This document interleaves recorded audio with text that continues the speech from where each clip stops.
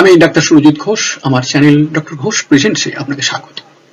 গত 15 জুন 2020 পূর্ব লাদাখের গলওয়ান উপত্যকায় চীনের পাবলিক লিবারেশন আর্মি এবং ভারতীয় সৈন্যদের হাতাহাতি লড়াইয়ে ভারতীয় কমান্ডিং অফিসার কর্নেল সন্তোষ বাবু ও অন্য 19 জন সেনা মৃত্যুর ঘটনায় ভারতীয় জনতা ন্যায্যত চীনের উপর যথেষ্ট ক্ষুব্ধ। আন্তর্জাতিক খবরে প্রকাশ, চীনের সৈন্যরাই কাজওয়ারি করে ভারতের এলাকায় প্রবেশ করে সমস্যা সৃষ্টি করছে। ডান দিকে কর্নেল সন্তোষ বাবুর ছোট পোর্ট্রেট রয়েছে। কি ইয়ং অফিসার! কর্নেল বাবু ও তার 19 জন সেনার জন্য আমাদের সহস্র কর্মী শৈল, তারা কেউই মারা যাননি, তারা বেঁচে আছেন, সব আমাদের হৃদয়ে।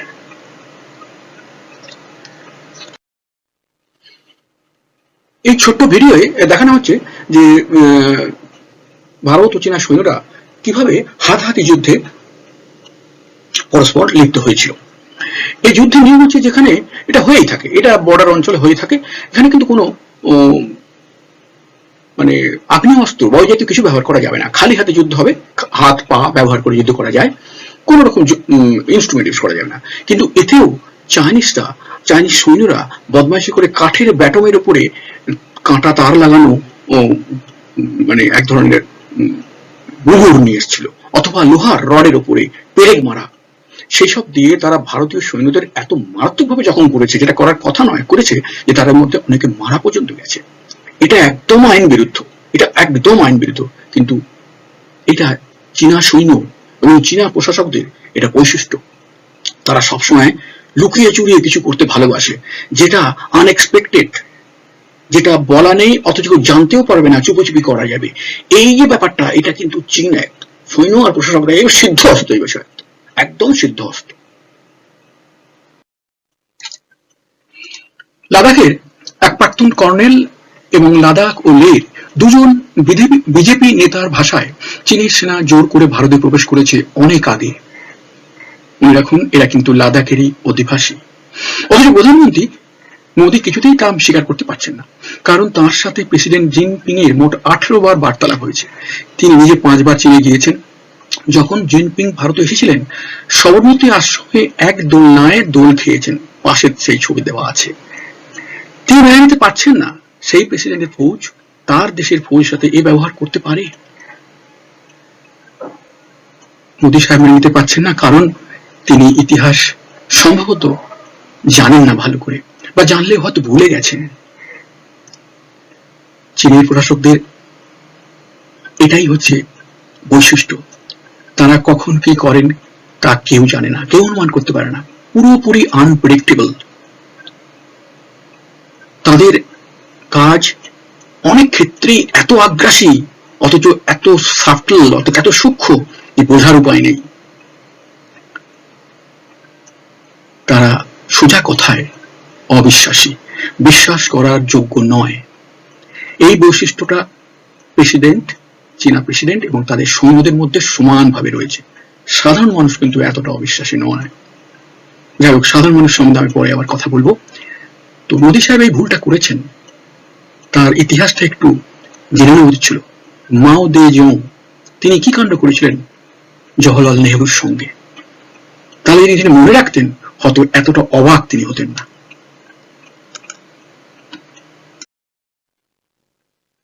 1962 ভারত চীন যুদ্ধের কথাই ধরুন না।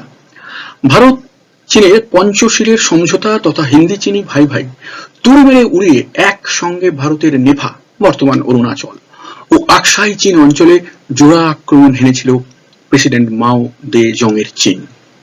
শোনা যায় সে সময় ভারতের প্রধানমন্ত্রী এই কথা বিশ্বাসই করতে পারছিলেন না যে চীন আক্রমণ করেছে তার দেশকে। সেই পুরনো ইতিহাস, যেটা কথা বলছিলাম, মোদী সাহেব ভুলে গেছেন। ডান দিকে রয়েছে সেই আকসাই চীনের ছবি, যেটার আয়তন 43,000 বর্গ কিলোমিটার। এটা ভারতবর্ষের একটা অংশ ছিল, কিন্তু 1962 সালের যুদ্ধে চীন এই অংশটা ভারতের কাছ থেকে ছিনিয়ে নেয়। বাঁদিকে রয়েছে সেই নেফা অঞ্চল, NEFA north east frontier agency, NEFA, বর্তমান নাম এটার অরুণাচল। এখানে একটা তিব্বত আর ভারতবর্ষের মধ্যে একটা বর্ডার লাইন আছে যার নাম হলো ম্যাকমোহন লাইন। এটা দৈর্ঘ্য 885 কিলোমিটার। 1914 সালে ইংরেজ সার্ভেয়ার ম্যাকমোহন বলে এক ভদ্রলোক তদানীন্তন তিব্বতের সঙ্গে ভারতের মাঝখানের যে বর্ডারটা কেমন হবে সেটা তিনি করে দিয়েছিলেন। কারণ তখন তিব্বত একটা স্বাধীন দেশ ছিল, তাদের সঙ্গে সেই পুরনো ইংরেজ আমলের ভারতের একটা বর্ডার নিয়ে একটা গন্ডগোল হয়েছিল। সেই গন্ডগোলের পরই ম্যাকমোহন সাহেব এই বর্ডারটা টেনেছিলেন, যেটা ভুটান থেকে আরম্ভ হয়ে, লক্ষ্য করে দেখুন, ভুটান থেকে আরম্ভ হয়েছে, দেখুন আমি দাগ দিয়েছি লাল দিয়ে, এই ভুটান থেকে আরম্ভ হয়ে এইভাবে কার্ভ লাইন দিয়ে চলেছে, এই কার্ভ লাইন চলেছে, এই যাচ্ছে এইভাবে, এই লাইন এইভাবে গিয়ে শেষ হয়েছে যেখানটা এসে, সেই জায়গাটা, এই জায়গাটা কি, এই স্টেটটার নাম হলো, তদানীন্তন নাম ছিল বর্মা, এখন এটাকে মায়ানমার বলে। তাহলে ভুটান থেকে মায়ানমার অব্দি লম্বা যে ম্যাকমোহন লাইন 885 কিলোমিটার, এটা 1914 সালে তৈরি করা হয়েছিল তিব্বত এবং ভারতের মধ্যে একটা সমঝোতার মাধ্যমে। এই যে নেফা অঞ্চলটা, এই নেফা অঞ্চলেও চীন ক্লেম করেছে এটা তাদের, চীন ক্লেম করেছিল এটা তাদের, দিয়ে দিতে হবে। তখনকার প্রধানমন্ত্রী নেহরু সেটা মানেননি, সুতরাং এখানে ওরা আক্রমণ করেছিল চীন 1962 সালে। কিন্তু এখান থেকে ওদের খালি হাতে ফিরতে হয়, কারণ এখানে যেটুকু ভারতীয় ফোর্স ছিল তারা দাঁতে দাঁত চেপে লড়াই করেছিল। আর আরেকটা অসুবিধা, জায়গাটা কিন্তু আকসাই চীনের চেয়েও অনেক বেশি বন্ধুর জায়গা, সুতরাং এখানে চীনা সৈন্যরা তেমন কিছু করে উঠতে পারেনি, এবং অক্টোবর মাসে প্রচন্ড ঠান্ডায় তারা শেষের দিকে যুদ্ধ ছেড়ে চলেই গেছিল। সোজা কথা, ইউনিল্যাটারালি সিজেশন অফ ওয়ার, যুদ্ধ বন্ধ করে দিয়ে তারা চলে গেল, এখান থেকে কিছু পায়নি।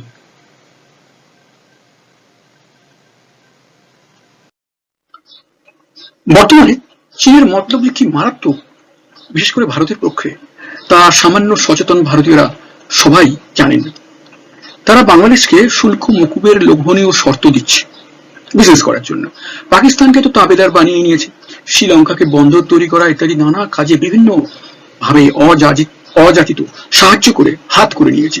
এমনকি আমাদের অতি পুরাতন বন্ধু নেপালের প্রধানমন্ত্রীকেও আমাদের বিরুদ্ধে খেপে তুলতে সক্ষম হয়েছে।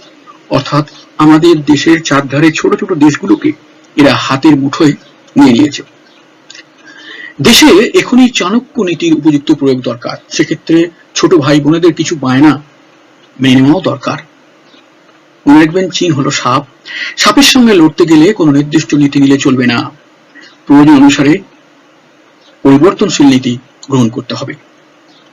উপরের ছবিতে লক্ষ্য করে যান, বাংলাদেশের প্রধানমন্ত্রী, পাকিস্তানের প্রধানমন্ত্রী, শ্রীলঙ্কার প্রধানমন্ত্রী, নেপালের প্রধানমন্ত্রী, সবার সঙ্গেই জিনপিং হাসি মুখে কি সুন্দর হ্যান্ডশেক করছে, কি সুন্দর ব্যাপারটা একটু ভেবে দেখুন।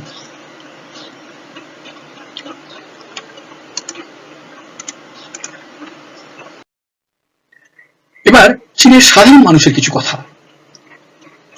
মানুষ হিসেবে এরা অত্যন্ত অতিথিবৎসল, বিনয়ী, পরিশ্রমী, নিয়মনিষ্ঠ, আত্মবিশ্বাসী ও কারিগরি বিদ্যা দক্ষ। এদের পরিশ্রম করার ক্ষমতা, নিয়মনিষ্ঠতা এবং কারিগরি বিদ্যা দক্ষতা এদেরকে সারা পৃথিবীতে বিশ্ব বাজার জয় করে নিতে সাহায্য করেছে।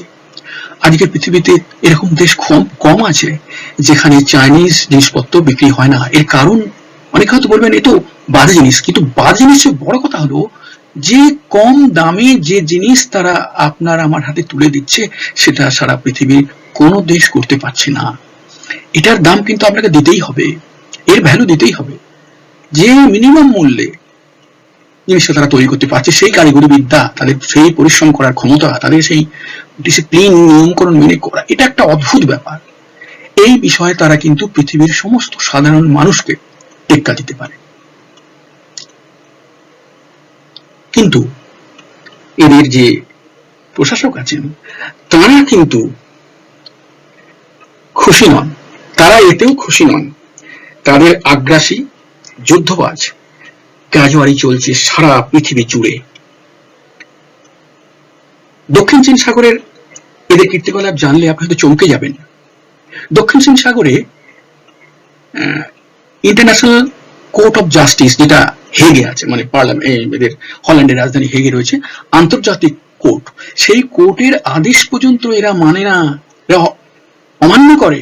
এতটাই দুর্বিনীত এবং এতটাই কি আমাদের বাংলা ভাষায় গোয়ার গোবিন্দ বলা যেতে পারে, তারা সেই আদেশকেও মানে না।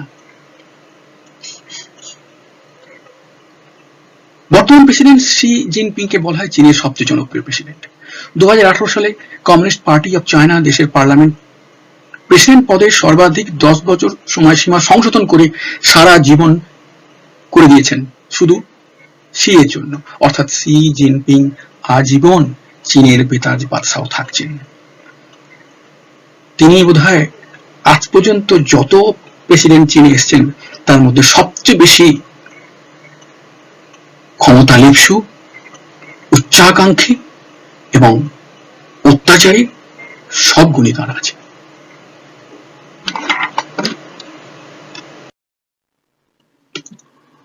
গত কয়েক বছরে ভারত লাদাখ ও অরুণাচলে নিজ সীমারেখার ভেতর পরিকাঠামোগত রাস্তা, সেতু, রেল রোড প্রচুর উন্নতি করেছে, যাতে প্রয়োজন হলেই সব রকম সাহায্য দ্রুত উপলব্ধ হয় বর্ডার অঞ্চলে।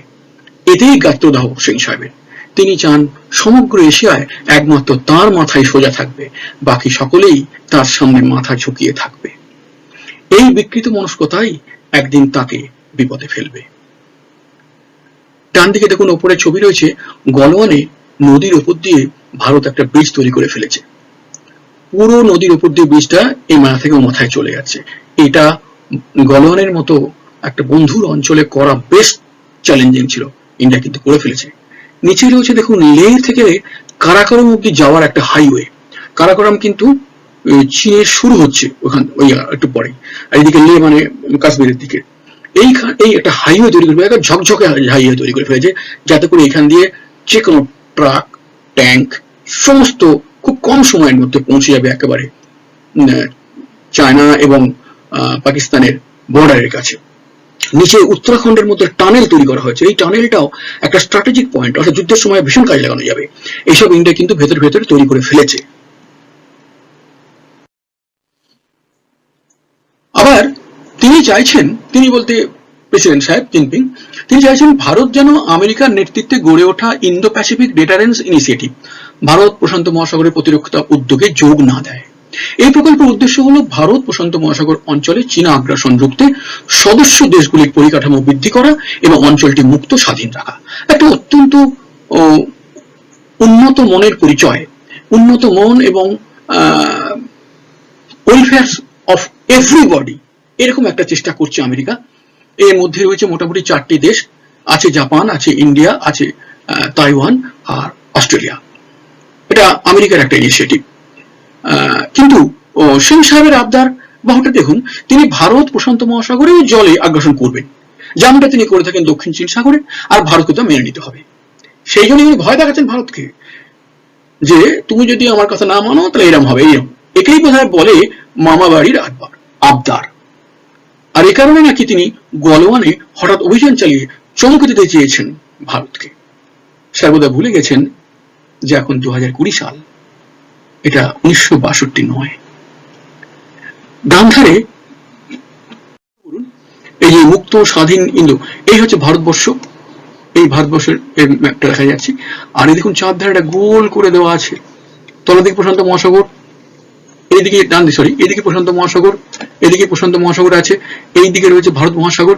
এই পুরো অঞ্চলটা মুক্ত স্বাধীন প্যাসিফিক অঞ্চল, ইন্দো প্যাসিফিক অঞ্চল হিসেবে ঘোষণা করেছে আমেরিকা করেছে, এবং এই জায়গাটার জন্য একটা চেষ্টা করছে সবাই মিলে ভালো কাজ করতে। এবং চীনের লক্ষ্য হচ্ছে এতে ভারত যেন জয়েন না করে, ভাবুন, মানে তাদের কিরকম চিন্তা ভাবনা। নিচে একটা যুদ্ধ জাহাজ যাচ্ছে তার একটা ছবি দেখানো হয়েছে। এটা ঠিক কি উপলক্ষে দেখানো হয়েছে আমি ঠিক বুঝতে পারছি না, কিন্তু এটা একটা এই জায়গারই একটা ছবি। এটা এখন সময় চীনের চোখে চোখ রেখে দাঁড়িয়ে থাকার, ইটের বদলে পাটকেল ফিরিয়ে দেওয়া, ওদের কথা বিশ্বাস করে জায়গা ছেড়ে চলে আসা নয়। বাবু যে ভুলটা করেছিলেন, কর্নেল বাবুর সঙ্গে চীনের একজন সমান্তরাল অফিসারের কথা হয়েছিল, আগের দিন কথা হয়েছিল, যে সেই অফিসার চীনের অফিসার জানিয়েছিলেন যে তারা তাঁবু উঠিয়ে নেবেন, কারণ চীনের তাঁবুটা ভুল করে ভারতের অঞ্চলের মধ্যে করা হয়ে গেছে। এটা সেই চীনের অফিসার রাজি হয়েছিলেন। পরের দিন যখন বাবু দেখতে এলেন যে সত্যি তারা এখান থেকে উঠে গেছে কিনা, এসে তিনি দেখলেন যে ক্যাম্প যথারীতি সেখানে রয়েছে। তখন কিছুটা রাগতভাবেই তিনি ওই ক্যাম্প উপরে দেওয়ার চেষ্টা করেছিলেন। তিনি জানতেন না যে উপরে তার জন্য প্রায় ৩০০ সৈন্য আগে থেকে প্রস্তুত হয়ে দাঁড়িয়ে আছে পাথর হাতে নিয়ে। তিনি কাজ শুরু করতে না করতেই ওপর থেকে পাথর বৃষ্টি শুরু হলো, এবং একটা বেশ বড় ধরনের পাথর এসে তার মাথায় লাগলো প্রথম দিকেই শুরুতেই, এবং তিনি সেখান থেকে পড়ে গেলেন পাশের খরস্রোতা গলওয়ান নদীতে, আর উঠে দাঁড়াতে পারেননি, তিনি মারা গেছিলেন। এই হলো চীনা সৈন্যদের ব্যবহার। অন্যরাও আরো অনেকজন মারা গেছে, আপনারা জানেন মোট ২০ জন মারা গেছে। সকলে হয়তো জলে ডুবে মারা যায়নি, অনেকে অন্যান্য মারপিটেও আহত হয়েও মারা যেতে পারে, কারণ চীনা সৈন্যরা বিশ্রীভাবে নানা রকম মানে কাঠের বা লোহার নবুর ব্যবহার করে, যেখানে সব কাঁটা আটকানো ছিল, এগুলো ব্যবহার করার কথা নয়, খালি হাতে যুদ্ধ হওয়ার কথা। যখনই বর্ডারের আশেপাশে ঝগড়া হয় তখন নিয়ম হচ্ছে খালি হাত পায়ে যুদ্ধ হয়। যাই হোক, সেই জন্যই বলছি আমি যে এরা বিশ্বাসের অযোগ্য, ধর সাপের চেয়েও অধম এরা। অনেকে এরকম বলছেন যে চীনের এই পায়ের উপর পা দিয়ে ঝগড়া বাঁধানো পৃথিবীর মানুষের মনোযোগ অন্যদিকে ঘুরিয়ে দেওয়ার সুচিন্তিত চেষ্টা মাত্র। করোনা সংক্রান্ত ব্যাপারে সারা পৃথিবী এখন চীনের উপর ক্ষেপে আছে। এটা একদম সত্যি ঘটনা। পৃথিবীর সমস্ত মানুষ, মানে দেশের চাপে অর্থাৎ বিশ্ব স্বাস্থ্য সংস্থা করোনার উৎস এবং সেটা কিভাবে ছড়িয়ে ফেললো তাই নিয়ে তদন্ত করছে। যে তদন্ত চীন বহুদিন ধরে বাধা দিয়ে রেখেছিল, সে পর্যন্ত বাধা দিতে পারেনি। সমস্ত দেশের চাপে, পৃথিবীর সমস্ত দেশের চাপে সেটা সেক্রেটারি জেনারেল হুয়ের তাকে মেনে নিতে হয়েছে, এবং সেটা চলছে। সেই তদন্ত চলছে, সেই তদন্তের জন্য চীন কিন্তু যথেষ্ট চাপে আছে। সুতরাং হতেই পারে যে তারা এরকম একটা নতুন ঝামেলা তৈরি করে পৃথিবীর মানুষের মনটা অন্যদিকে ঘুরিয়ে দেওয়ার চেষ্টা করছে। আবার অনেকে এটাও বলছেন চীনের আভ্যন্তরীণ অর্থনৈতিক অবস্থা মোটেই ভালো নয়। দেশের লোকের সামনে নিজের ইমেজ ভালো করার জন্য তিনি সবচেয়ে সহজতম টার্গেট বেছে নিয়েছেন, কারণ তিনি জানেন ভারত হলো বোকাদের দেশ। সময় এসেছে বুঝিয়ে দেওয়ার যে আমরা কিন্তু ঠিক তত বোকা আর নই। শেষে একটা বিচিত্র ঘটনা জানাই। উপরের বাঁদিকে ছবি দেখে বুঝতেই পাচ্ছেন কিছু মানুষ উত্তেজিত অবস্থায় কারো কুশ উত্তোলিকা দাহ করছেন। নেপালের কৃষি মন্ত্রকের সার্ভে বিভাগ জানিয়েছে চীন তিব্বতে রাস্তা তৈরি করার সময়, তিব্বত মানে কিন্তু এখন চীন, মনে রাখবেন তিব্বত শুধু নামটাই তিব্বত, পুরোপুরি চীন। সেই চীন তিব্বতে রাস্তা তৈরি করার সময় বহমান নদীর গতিপথ পরিবর্তন করে নেপালের ৩৬ হেক্টর জমি কৌশলে হাতিয়ে নিয়েছে। এই নদীগুলি ছিল নেপালের স্বাভাবিক সীমারেখা। তাহলে উপরে ধর্মশালা নেপালে কার কুশপুত্তলিকা দহন করছে বুঝতে পারছেন নিশ্চয়ই। কথায় বলে না ধর্মের কল বাতাসে নড়ে, সেই ব্যাপার দেখুন। এখন নেপালের প্রধানমন্ত্রীকে বুকে জড়িয়ে ধরছেন, তিনি পেছনে কিভাবে ছুরিটা মারছেন। ডান দিকে গলওয়ান উপত্যকার উপগ্রহ চিত্র। চিত্রে দেখা যাচ্ছে চীন গলওয়ান নদীর স্বাভাবিক গতিপথ বড় বড় মাটি কাটার যন্ত্র দিয়ে রুদ্ধ করে মাটি পাথর ফেলে সেখানে স্থায়ী কাঠামো তৈরি করছে। অর্থাৎ চীন নতুন একটা কৌশল আয়ত্তে এনেছে, সেটা হলে কিভাবে নদীর গতিপথ পাল্টে দিয়ে কি করে জমি চুরি করা যায়, কি করে ইকোসিস্টেমকে তোয়াক্কা না করে নদী গতিপথ পাল্টানো মানে ইকোসিস্টেম পাল্টে দেওয়া, বাস্তুতন্ত্রকে আঘাত করা। চীন সেসবের ধার ধারে না, সেসব করেও তার চাই জমি। সুতরাং চীনের আর একটা নতুন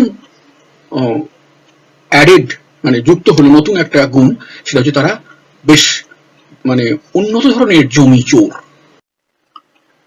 চীন ব্যতিক্রমী দেশ, তাই সে দেশের সৈন্যবাহিনী ও প্রশাসকদের সাথে কথোপকথন বা অন্য কোনো ডিলের সময় আমাদের সর্বদা মনে রাখতে হবে, এক, এরা অবিশ্বাসী ও এদের ব্যবহারবিধি নিয়ম নীতির ধার ধারে না।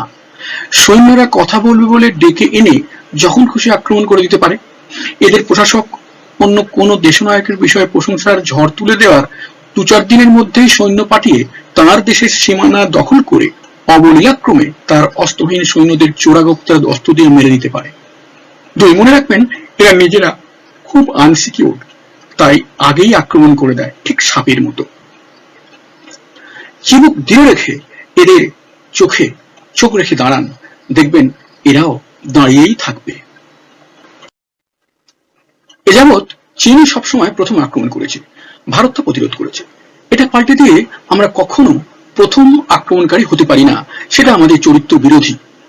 আমাদের যেটা করতে হবে, করা দরকার, এদের সামান্যতম অন্যায় কাজকর্ম দেখা মাত্র তা পাবলিক ডোমেনে জানিয়ে দেওয়া, কূটনৈতিক পদক্ষেপ তারপর। সামান্যতম অন্যায় বরদাস্ত করা যাবে না, প্রথম ধাপেই একেবারে সকলকে জানিয়ে দিতে হবে এই বদমাইশি কাজগুলো তারা করছে। 4, সারা পৃথিবীতে যারা চীনা আগ্রাসনের শিকার, যেমন Japan, Taiwan, Philippines, Indonesia, Malaysia, Vietnam, এদের সঙ্গে নিয়মিত যোগাযোগ রাখা খুব দরকার, কারণ এরা সকলেই সাফারার। সমস্ত সাফারার যারা, তারা যদি একসঙ্গে যোগ হয়ে দাঁড়াতে পারে, তাহলে অবশ্যই চীনকে মাথা নোয়াতে হবে। 5, সুপার পাওয়ার ভেবে পদলেহন করলে চিরকাল পায়েই পড়ে থাকতে হবে। আজকে ভিডিও এখানে শেষ হলো। ধন্যবাদ আপনারা দেখার জন্য, শোনার জন্য। আপনাদের একটা অনুরোধ করলাম, যে আমি কোনোদিনই করি না, আজকে সেটা করে দিচ্ছি। আপনারা অবশ্যই এই ভিডিও আপনার কেমন লাগলো সেটা লাইকে একটু একটা দেবেন, পছন্দ হলে একটা লাইক দেবেন, আমার খুব